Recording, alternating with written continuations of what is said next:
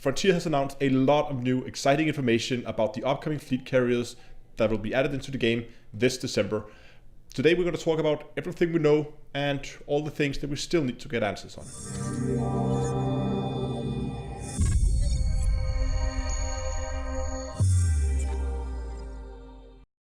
We all strive for the best possible gaming experience, but the importance of a good quality chair is often underestimated. SerectLab produces some of the most comfortable and high quality gaming chairs you can get, so upgrade your Commander chair today and fly in style and comfort worthy of the Imperial Cutter. Follow the link in the video description to their store, type in your height, your weight, and it will tell you which chairs fit you for the best possible seating experience.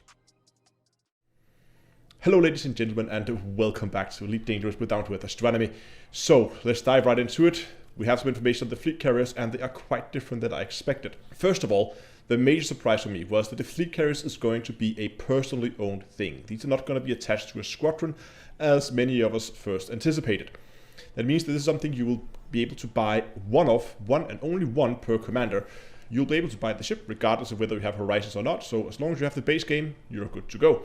They do say they will come at a high price or be highly valued, or they throw different terms around, but overall they don't really give us any specific numbers, which is, well, quite common. Obviously they don't want to come up with numbers this early. There are still quite a few months until it's released. And I think they don't even have settled on the final price of the fleet carrier just yet. So they probably wouldn't be able to announce it, or if they would, there would be a chance it would be changed anyway. But that's some of the things we still need to get answered on. They're maybe not going to be as expensive as I was first anticipated. I was anticipating it being like 10, 15, 20 billion credits when I thought it was like a community, like a squadron project. But now that we know there are individual ships, I think we are closer to maybe around the 5-ish plus minus a few billion.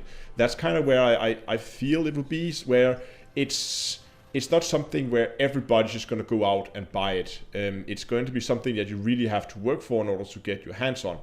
So there will be one type of fleet carrier, but you can outfit it with a list of predefined loadouts ranging from bounty hunting, mercenary, pirate, trade, smuggling, mining, exploration, and search and rescue. So there's quite a big selection of loadouts that you can use, and the loadouts will affect the services and ships available on the ship. I'll come into that later on, but one of the things that we really don't know yet is how this refitting process works. Is this something we're going to be able to do on the fly? Is this something that will cost money, and if so, how much? And is there any kind of like time delay in this? Is this something that only happens at specific times, or how does it work? Does it only happen on server ticks when it changes over, or does it happen only on the Thursdays or the super maintenance? We don't know that yet.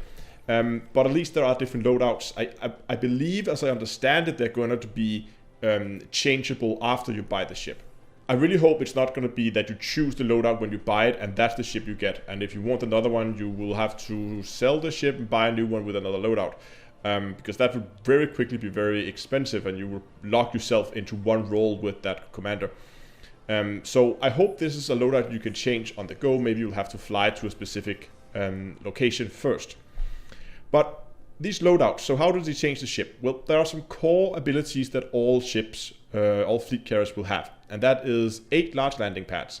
They will have 4 medium landing pads and 4 small landing pads. And they will have refuel, rearm, and repair available. Now, fleet carriers are actually 2 ships. They are the main carrier itself, which has all the landing pads. And then there's a support vessel. I'm not really sure how much interaction we will be able to get with the support ship.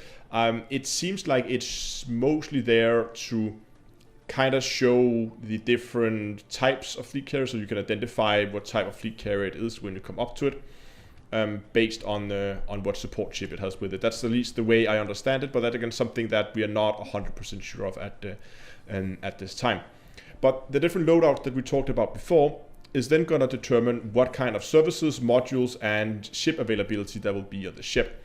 So services and modules, that would mean, well, if you choose, let's say, a exploration build, well, maybe the fleet carrier will have the ability to sell cartography data on it.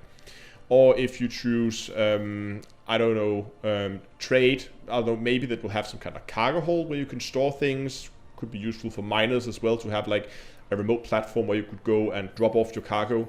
Maybe you're even going to be able to sell things at the carrier or buy things off a market.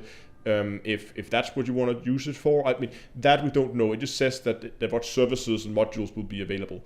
But also said again, ship availability, indicating that at least with some of the builds, we're not sure if it's going to be on all of them or only some of them, there will be a shipyard. Personally, I hope that there will be at least a shipyard available on all of them, because with a shipyard, there's a good chance that maybe ship transfer will be available as well.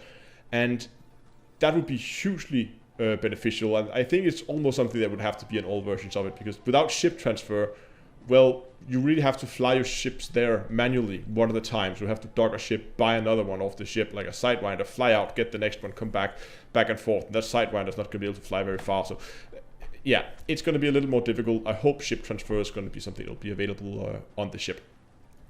So let's move on to the movement mechanics. Now, you're going to be able to control this ship from the galaxy map. Well, be able to schedule jumps up to 500 light years at a time.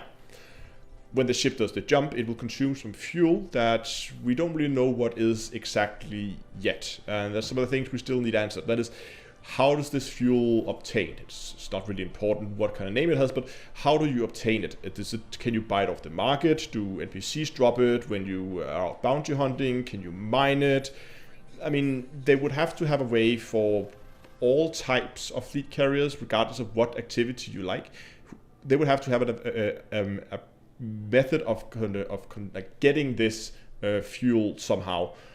Because, I mean, even if you have an explorations loadout and you've been flying your fleet carrier out in the middle of nowhere where there are no NPCs, where there are no stations, where there are no nothing, there are planets and stars and that's it, you would have to be able to obtain fuel out there. So you don't have to fly all the way back to the bubble and bring fuel back out to it. That would make it a huge pain to move it out outside the bubble.